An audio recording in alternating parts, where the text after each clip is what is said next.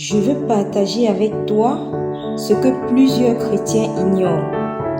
Plusieurs hommes de Dieu parlent des jeûnes, des prières, mais n'insistent pas sur une retraite avec Dieu.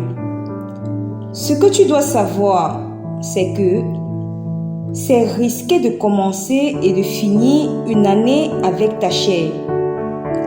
Chacun de nous doit se rassurer de prendre un temps seul à seul avec son Créateur pour avoir la direction divine. Parce qu'il y a certaines choses que Dieu ne pourra pas te dire en public. Il pourra te parler quand tu es seul en sa présence. Une retraite pour la fin d'année est très importante. C'est pourquoi tu ne peux la faire en quelques heures, en quelques secondes ou alors même en un seul jour. Tu dois véritablement consacrer du temps à ton Dieu. Tu dois prendre au minimum 2 jours, car un jour c'est pour rendre grâce.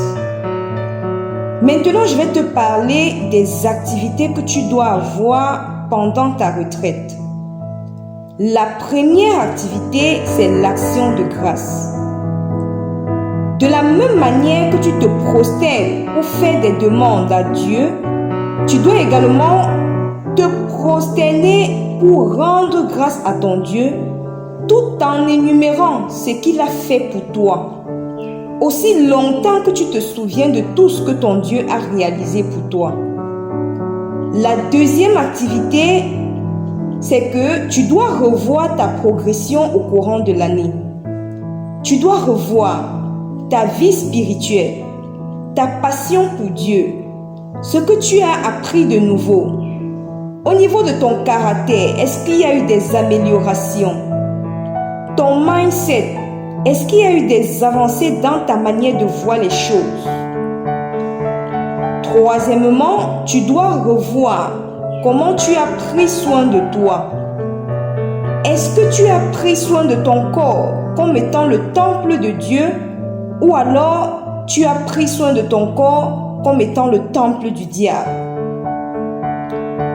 La quatrième chose que tu dois revoir, ce sont tes engagements. Au niveau du service avec ton Dieu, est-ce que tu as été fidèle? Est-ce que tu as été actif? Est-ce que tu as mis les dons spirituels au service de ton Dieu? La cinquième chose que tu dois revoir, ce sont tes finances. Comment as-tu géré tes finances tout au long de l'année? Est-ce que tu as regardé à toi ou est-ce que tu as soutenu l'œuvre de Dieu? La sixième chose que tu dois revoir, c'est ta relation avec les autres.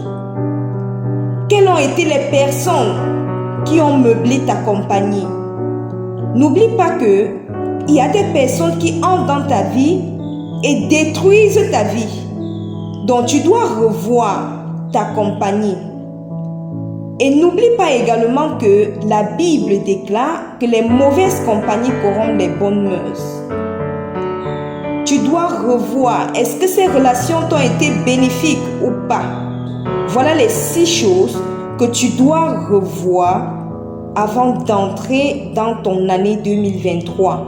Et je peux t'assurer que si tu revois ces aspects de manière sincère avec ton Dieu, tu ne seras pas la même en 2023.